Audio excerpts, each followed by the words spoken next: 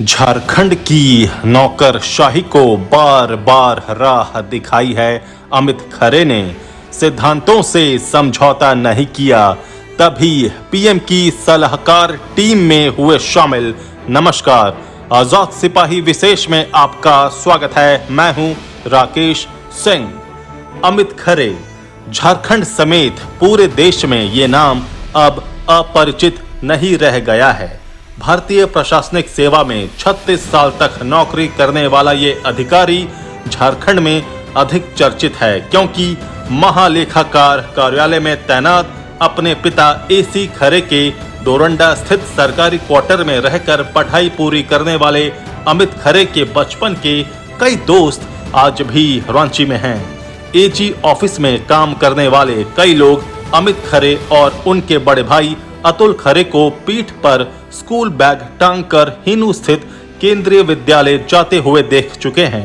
अतुल के आईएफएस और अमित के आईएएस बनने के बाद भी इनके पिता वैसे ही सामान्य बने रहे और यही संस्कार दोनों भाइयों में कूट कूट कर भरा है।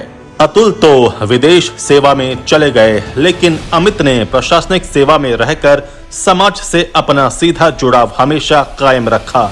इसलिए उनका नाम उन अधिकारियों में शुमार है जो कभी अपने सिद्धांतों से समझौता नहीं करते।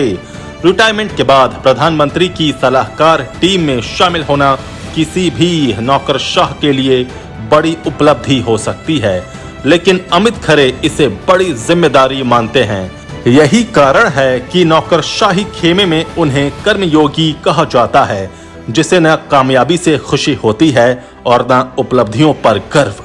अमित खरे ने अपने सेवा काल में कोई पद पाने के लिए कभी समझौता नहीं किया और न ही अपने रास्ते से डिगे।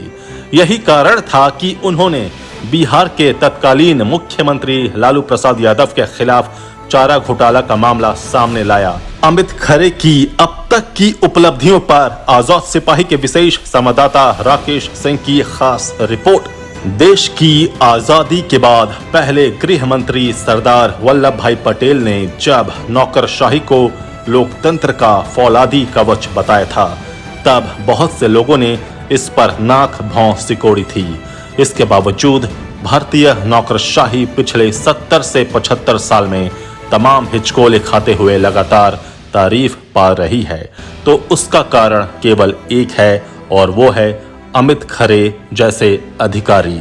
रांची में पले बढ़े अमित खरे को प्रधानमंत्री नरेंद्र मोदी की सलाहकार टीम में शामिल किया गया है, जो किसी भी नौकरशाह के लिए बड़ी उपलब्धि है।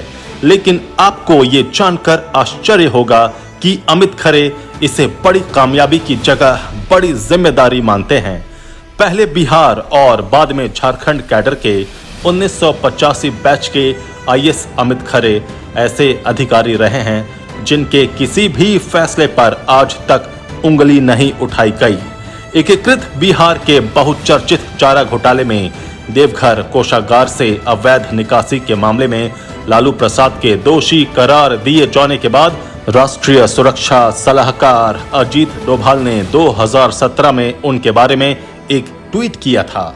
अजीत डोभाल ने इसमें लिखा, आपने नेताओं के जूते चाटने वाले भ्रष्ट अफसरों की कहानी तो हमेशा सुनी है। आप चारा घोटाले का खुलासा करने वाले भारतीय प्रशासनिक सेवा के अधिकारी अमित खरे के बारे में भी जाने। इसके साथ ही चारा घोटाले के खुलासे में अमित खरे की भूमिका बताने वाले एक आलेख का लिंक अटैच किया गया था। दरअसल चारा घोटाले का खुलासा अमित खरे के करियर का एक अहम मोड़ था। उन्होंने चाईबासा का उपायुक्त रहते हुए वहां के कोषागार से पशु चारा के नाम पर हो रही अवैध निकासी का खुलासा किया था। अमित खरे ने ही चारा घोटाले में पहली बार प्राथमिकी दर्ज कराने का आदेश दिया था। इसके बाद ही इस महा घोटाले की परत खुलनी शुरू हुई थी। जिस समय अमित खरे ने ये आदेश दिया था, उस समय लालू प्रसाद का राजनीतिक ऐश्वर्य चरम पर था। भारतीय प्रशासनिक सेवा के अधिकारी सब कुछ जानते हुए भी चारा घोटाले के मामले में हाथ डालने की हिम्मत नहीं जुटा पा रहे थे। अमित खरे की इस हिम्मत पर राजनीतिक और प्रशासनिक हलकों में लोगों ने दांतों तले उंगली दबा ली थी। अमित खरे रांची में पले बढ़े हैं। उनके पिता एसी खरे एजी ऑफिस के अधिकारी थे और कड़क अधिकारी के रूप में जाने जाते थे। अमित खरे कई सरकारी पदों पर अपनी सेवाएं दे चुके हैं और उनकी वर्क रिपोर्ट में कई ऐसे काम हैं जिन्हें हमेशा याद रखा जाएगा।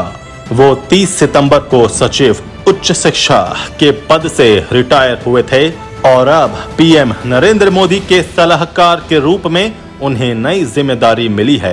अमित खरे ने न सिर्फ पीएम मोदी के निर्देशन में राष्ट्रीय शिक्षा नीति 2020 को आगे बढ़ाया, बल्कि सूचना प्रसारण सचिव रहते हुए भी डिजिटल मीडिया को लेकर कई दिशा निर्देश जारी करते हुए महत्वपूर्ण बदलाव लाने में भी अहम भूमिका निभाई। वो अब पूर्व कैबिनेट सचिव पीके सिन्हा और पूर्व सचिव अमरजीत सिन्हा के पीएमओ छोड़ने के बाद कार्यालय में जगह लेंगे। अपने स्पष्ट निर्णय को लेकर खरे ने खास पहचान बनाई है। अमित खरे को चारा घोटाले का खुलासा करने की वजह से जाना जाता है। दरअसल 1993 से 94 में उन्होंने पश्चिम सिंहभूम जिले के तत्कालीन उपायुक्त रहते हुए चाईबासा कोषागार से 34 करोड़ से अधिक की निकासी को उजागर किया था और इसकी प्राथमिकी दर्ज करने का निर्देश दिया था।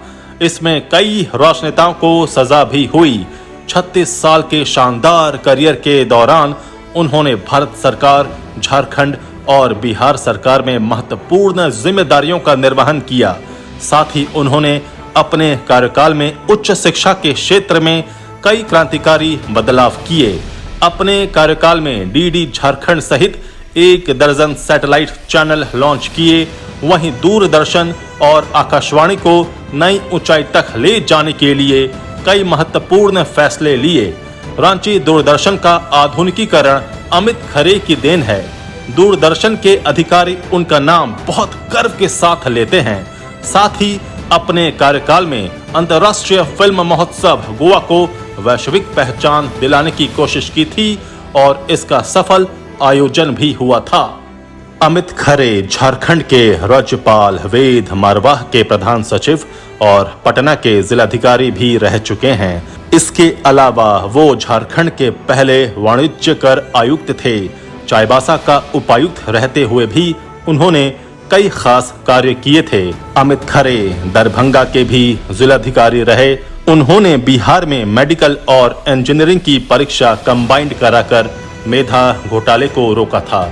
उनकी पत्नी निधि खरे भी आईएएस हैं और फिलहाल केंद्रीय उपभोक्ता मामलों के मंत्रालय में अपर सचिव के पद पर तैनात हैं। प्रधानमंत्री नरेंद्र मोदी की सलाहकार टीम में शामिल होने वाले अमित खरे झारखंड के पहले अधिकारी हैं। उच्च शिक्षा सचिव के पद पर रहने के दौरान उन्होंने नई शिक्षा नीति 2020 बनाने और उसे लागू करने में अहम भूमिका निभाई। वो झारखंड में शिक्षा सचिव, वित्त सचिव, योजना सचिव और विकास आयुक्त के रूप में काम कर चुके हैं। अमित खरे ने कभी भी अपने सिद्धांतों से समझौता नहीं किया। उन्होंने कभी भी पद के लिए लॉबिंग नहीं की और न ही राजनीतिक दबावों के आगे झुके। वो प्रशासनिक सेवा को लोक सेवा का एक बेहतर माध्यम मानते हैं और हमेशा लोक कल्याण को सबसे ऊपर रखा। अब इस अधिकारी को बड़ा फलक मिला है तो उनके फैसलों पर पूरे देश की नजर रहेगी। इस बड़ी परीक्षा में भी वो बेदाग होकर निकलेंगे, यही कामना है। आजाद सिपाही के विशेष में अभी इतना ही। आप हमारे इस YouTube चैनल को जरूर सब्सक्राइब करें। आप हमारे Facebook पेज को भी जरूर लाइक और फॉलो करें। धन्यवाद।